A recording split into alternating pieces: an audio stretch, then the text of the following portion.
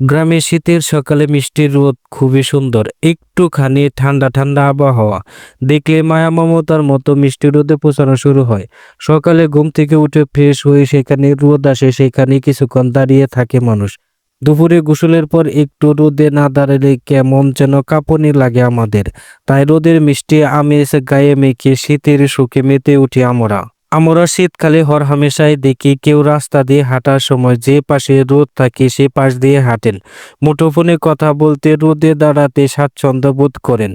শীতের সকালে চায়ের কাপ হাতে অনেকে বারান্দায় বসে থাকেন দেখি একটু উষ্ণতার জন্য।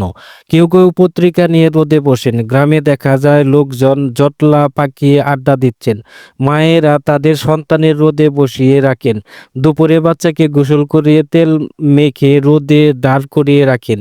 শীতের এমন দৃশ্যের পেছনের কারণ একটাই, শীতের মিষ্টি রোদ থেকে উষ্ণতা আহরণের আকাঙ্ক্ষা। শীত আসার আগে ভাগে মোটা মোটা গরম কাপড় মার্কেটে আসতে শুরু করে, আমরা শীত তাড়াতে সেগুলি কিনে ফেলি, লেপ কম্বলের নিচে দিনের অধিকাংশ সময় পার করে দেই।